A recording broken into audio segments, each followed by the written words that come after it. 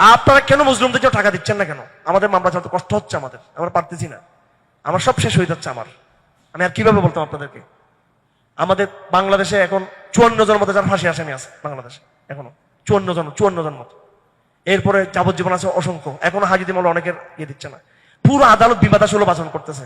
Political মামলা হলে, জামাত BNP মামলা হলে সেগুলো খালাস, সেগুলো মুক্ত, সেগুলো শেষ। যে ইসলামের অ্যাঙ্গেল থেকে মামলা হলে সেটাকে ওই আওয়ামী লীগ যে আচরণ করেছে সে আচরণ করা হচ্ছে এগুলোর সাথে। যে যতটুকু পারেন সর্বাত্মক করে যাবেন। বিষয়টা হলো, একটু বলি আপনাকে ফারাবি, সেটা হচ্ছে কোর্ট হাইকোর্ট বন্ধ হচ্ছে 5 তারিখে না, 5 তারিখ বন্ধ হচ্ছে। তো আমাদের হাতে 5-7 দিন সময় আছে। তো আমাদেরকে 5-10 লক্ষ টাকার একটা তৎক্ষণাৎ একটা চাপ আছে আমাদের। এর মধ্যে আমাদের 1 টাকা আমাদের হাতে এখন নাই, সব টাকা শেষ আমাদের। আপনারা এই বন্ধু বান্ধব, আত্মীয় স্বজন, সদকাতের টাকা, সাধারণ জাকাতের টাকা যে কোনো আপনারা দিতে পারবেন এখানে।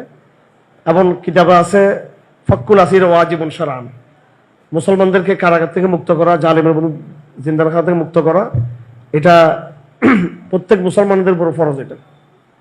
এবং যদি এক পক্ষ যদি আদায় করে তাহলে অন্য পক্ষ এখান থেকে মুক্তি পাবে।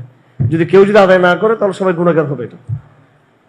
তো এবং কিতাবে লেখা আছে যে পৃথিবীর লাউ উসিরা মুসলিমুন ফিল মাশরিক, পৃথিবীর পূর্ব প্রান্তে যদি কোনো মুসলমান গ্রেপ্তার হয়, লাওয়াজাবা আলা আহলিল মাগরিব, পৃথিবীর পশ্চিম প্রান্তের মুসলমানদের জন্য ওয়াজিব হচ্ছে তাকে সেখানে মুক্ত করে নিয়ে আসে।